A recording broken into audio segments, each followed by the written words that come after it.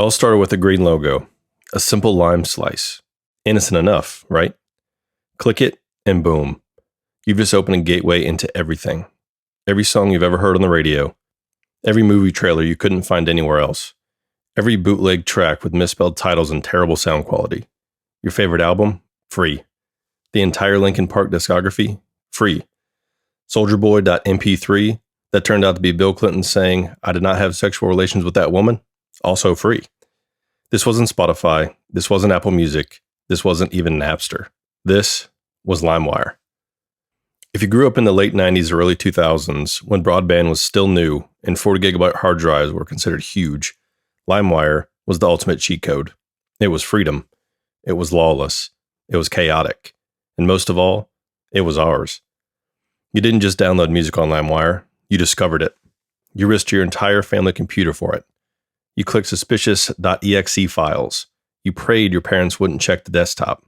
And if you were really daring, you downloaded a video that would crash everything. But before LimeWire wrecked computers, shook the music industry, and gave a whole generation their first taste of digital rebellion, let's rewind. Because to understand why LimeWire mattered, you have to go back to when music still cost money. LimeWire launched in 2000, and from the start, it was like Napster's punk little brother. Instead of centralized servers, it used Nutella, a peer-to-peer network where users connected directly to each other's computers.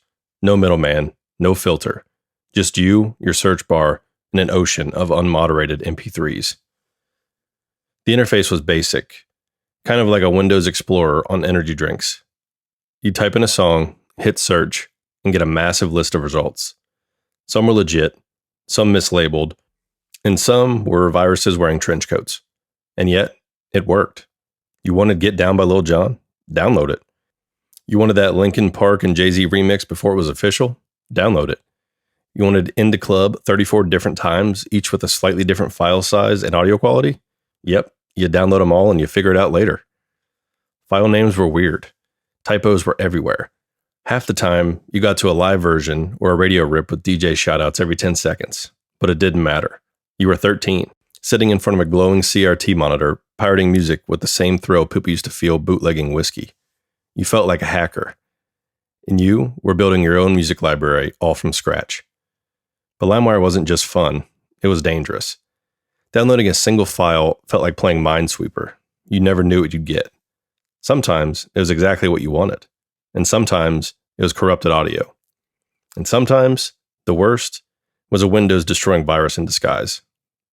LimeWire didn't have safety checks. No previews, no official sources. One wrong download, and suddenly your computer was infested with pop-up ads, system errors, or God forbid, the dreaded blue screen of death. Parents hated it. IT teachers warned against it. Best Buy Geek Squad techs practically trained for the aftermath. Some users swore by file size. If it's under 2 megabytes, it's fake. Others learned to avoid anything with a .exe extension. But the truth was, no one was safe. We were all just clicking and hoping. And all that chaos, that unpredictability, that was the thrill. Once you had the songs, you needed something to do with them. That's when burning CDs became an art form. Everyone had a stack of blank Memorex or TDK CDs in a spindle on their desk. You'd fire up Nero or Roxio, pick your favorite 12 to 15 LimeWire tracks, and start dragging files into your burn queue. Maybe you had a mix for the car, maybe it was for a crush, or maybe it was just your Workout Vibes Volume 3. But every burn CD had its own personality. It was a reflection of you. Sometimes they were themed, sometimes completely random, but they were yours. And every CDR became a precious artifact of that era, one that you'd write on with a Sharpie like it was ancient scripture. Jordan's Bangers Volume 1. Chill stuff, but also evanescence. Road Trip, Do Not Skip number 7. And let's not forget, putting a burn CD into a car and watching it really work, it was magic. At some point, everyone had the same conversation, either with themselves or someone else. Wait, is this illegal? Technically, yes. Definitely, very much yes. But at the time, it didn't feel illegal. There was no warning screen, no handcuffs, no piracy is a crime ad before your downloads. And because everyone was doing it, your friends, your classmates, your cousin who made full bootleg $5 albums, it felt more like a life hack than a felony. Besides, record labels are huge. Rock stars are rich. Artists are on MTV every hour of every day. Who were we really hurting? That was the logic. Flawed maybe, but real. And for better or worse, LimeWire became our first real confrontation with digital ethics, with ownership, with value. It was a generational turning point, not just for music, but for how we saw the internet. It was no longer just a place to look stuff up. It was a place to take things. We were all just kids with dial-up, but somehow, we changed everything. It wasn't just a fad. LimeWire wasn't a curiosity or a side note in the tech history. It was a tidal wave. By the mid-2000s, millions of users were on it daily. Teens, college students, even parents. Everyone was raiding the digital treasure chest. And that treasure was music.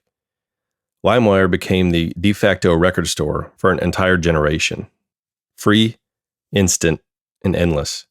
It gave us access to tracks that weren't even on shelves. Remixes, leaks, unreleased demos, international hits. Even something we didn't even know we wanted until we searched something vague like Remix or Summer Mix 2005. It was our Spotify before Spotify, our YouTube before YouTube, our chaos engine. But behind the scenes, the music industry was bleeding. Sales were down. Artists were furious. Executives were panicking. And it didn't take long before they found a common enemy. Napster was dead. So next on the list, LimeWire. By 2005, LimeWire wasn't just a big deal. It was global. Translated into multiple languages, used on PCs across continents, shared in dorm rooms, bedrooms, and school computer labs. It ran everywhere, especially on computers it shouldn't have. The interface hadn't changed much. Still green, still clunky, still crawling with sketchy files, but the library had grown absurd. Type in any artist, Eminem, Usher, Green Day, Beyonce, you'd get hundreds of files. Some real, some fake, some poorly labeled with things like Usher new hit 2005 real not fake full version.mp3.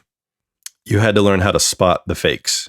You trusted certain file sizes. You swore by certain usernames who always had clean rips.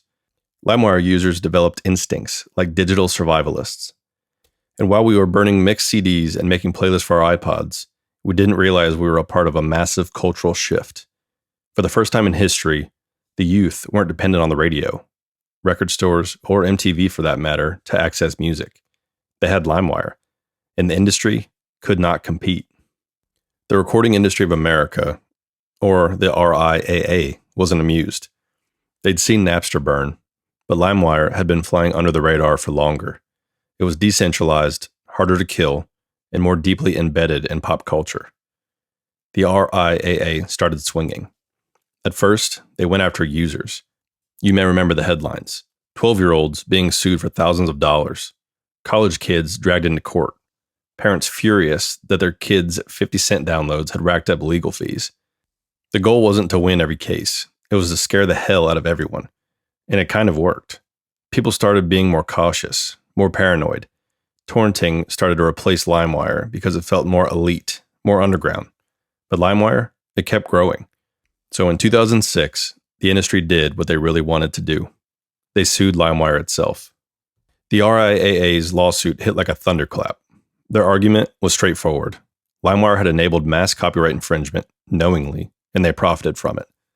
The case dragged on for years, and during that time, LimeWire went through a weird phase. It tried to clean up its image. There were half-hearted attempts to create a legal music store. They added warnings and filters. They even built a pro version, LimeWire Pro. It was supposed to be faster and safer, but everyone just pirated that too. The damage was done. The courts ruled in 2010 that LimeWire was guilty of copyright infringement on a massive scale. They were ordered to shut down immediately. And just like that, they were gone. The green logo disappeared.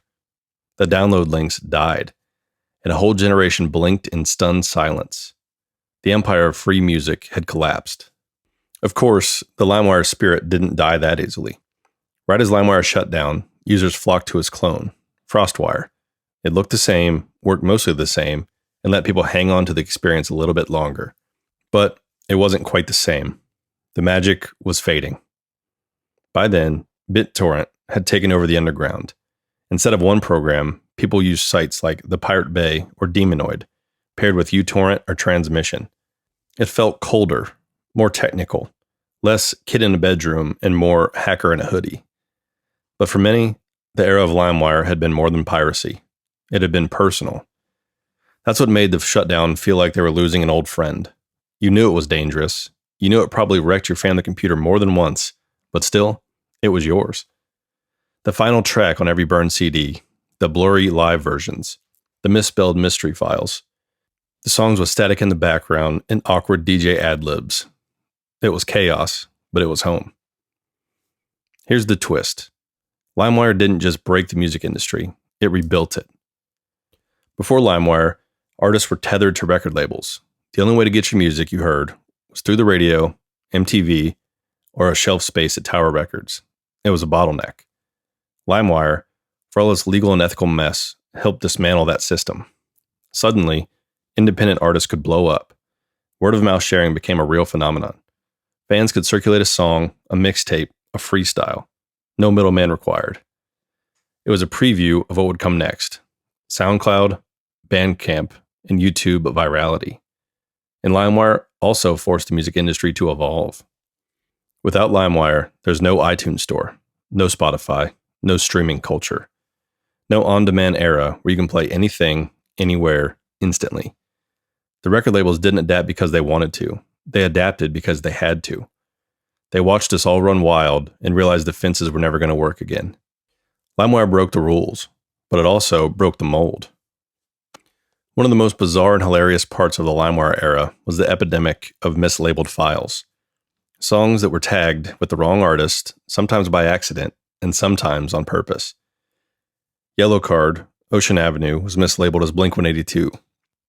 Akon's Mr. Lonely was labeled as T-Pain every single time. This confusion created false music memories. People grew up believing these songs were by the wrong artist for years. You'd argue with your friends, "No dude, that's definitely Nirvana." And you'd believe it because where else would you have heard it? You trusted LimeWire like it was a sketchy friend who always had the good stuff. You knew they were probably lying, but you went along with it anyway. Another unforgettable part of the LimeWire culture was DJ tags. Those mid-track shoutouts and call signs that turn your download into a mixtape without consent. Imagine bumping a song full volume, feeling the vibe, and then hearing DJ Clue Desert Storm, this is an exclusive. These weren't official. They were added by people who wanted credit or clout. Some were DJs trying to build a name, and others just wanted to stamp their handle on the track. The result? You couldn't find a clean version, and the tags became part of the track in your mind. Years later, you'd hear the official version, and something was missing. And let's not forget volume chaos. LimeWire tracks weren't normalized, so some files were quiet like whispers, and others were blasted like they were trying to blow your speakers. No consistency, no rules. Every LimeWire user at some point fell for the trap, downloading something that wasn't music. Sometimes it was a virus disguised in an MP3. Sometimes it was a clip of Bill Clinton saying, "I did not have sexual relations with that woman," a meme audio file that infected millions of downloads. You'd think you were getting Soulja Boy Crank That, and instead you got presidential denial. There were tons of bait and switches. Things that sound like they were recorded with a potato mic, songs with skips every 5 seconds, and songs mislabeled totally that turned out to be elevator jazz. It was the internet's version of Russian roulette. LimeWire didn't just live in your downloads folder. It manifested in the real world. Burned CDs littered bedrooms, custom jewel cases with printer paper track lists, towering stacks of CDs labeled with Sharpie, summer jams, Road Trip Volume 6, or just sad.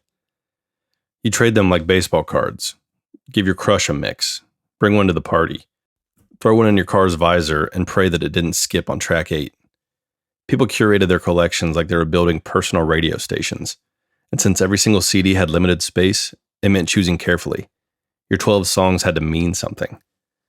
LimeWire changed the way we own music. We didn't just consume it, we curated it. We organized folders by genre, mood, and artist. We renamed files obsessively. We learned ID3 tags before we knew what metadata was. Every download felt like an act of defiance, but also an act of expression. Here's the thing no one really says out loud. LimeWire made us fall in love with music.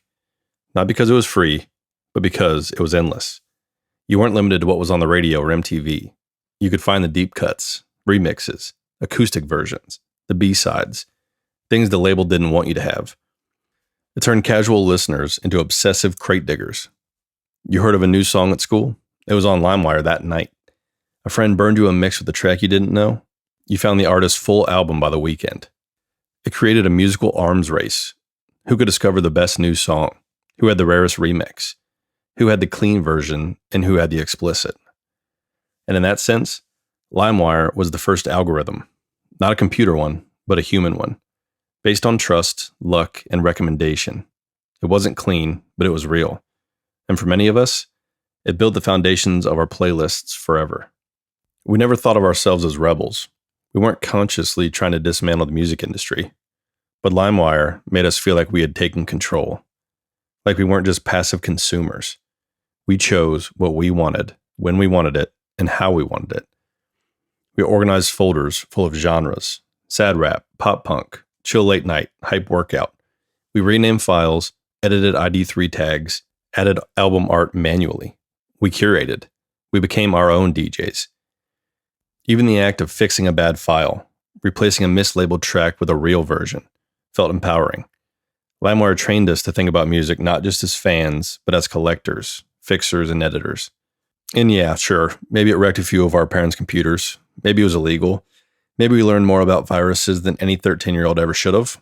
But we were building something. Not just playlists, but taste, identity, ourselves. LimeWire's death was a cultural shift. But then, in 2022, something weird happened. LimeWire was back. Not as a music sharing platform, not as a virus-riddled MP3 machine, but as an NFT marketplace. Yeah, you heard that right. Two entrepreneurs bought the rights to the LimeWire name and logo and relaunched it as a crypto-backed digital collectibles platform. Their pitch? Reinvent LimeWire as a Web3 brand. Make it a place for artists and musicians to share exclusive digital content, embrace nostalgia, and build a new digital economy. The green logo returned. There were media articles, and people raised eyebrows. But for most of us, it felt hollow. Not bad, just disconnected. Because LimeWire was never about the tech. It was about how it made you feel.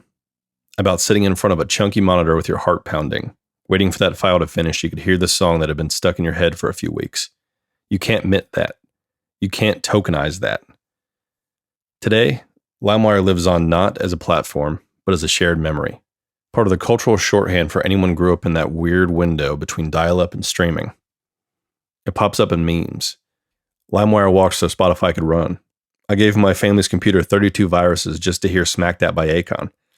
Screenshots of a green interface with captions like, "Your back doesn't hurt unless you download the wrong file on LimeWire." Even Gen Z, born just as LimeWire was shutting down, understand the references. It's part of the internet mythos now, like floppy disks, Blockbuster, or VHS fuzz. It represents an era where the internet wasn't optimized, wasn't clean, and was not yet commercialized. It was messy, lawless, and fun. LimeWire taught us a lot about risk, about patience, about the value of music, even when the music was free, about the thrill of discovery, the joy of curation, the magic of building your own little universe of sound. It also made us resourceful.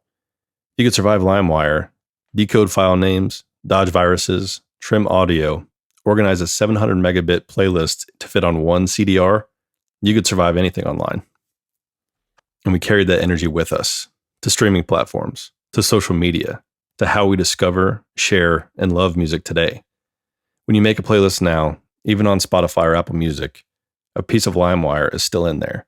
The instinct to create a mood, sequence songs, tell a story.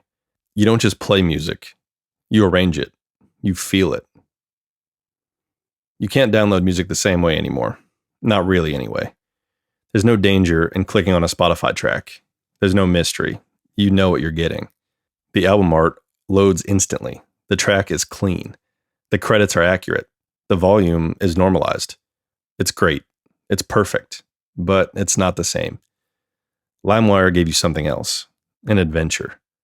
You weren't just listening to a song. You were finding it. You were fighting for it. You were stealing it, sure, but also saving it from obscurity, from gatekeepers, from the forgotten. And when that progress bar hit 100%, you felt it. That green little check mark changed everything. So maybe you're scrolling Spotify right now. Maybe your Apple Music library is perfectly tagged and organized. But deep down, you remember the loading screen, the mislabeled tracks, the crackle of a bad audio rip, the weird DJ tag that became part of the song forever, the CD you made that meant something only to you.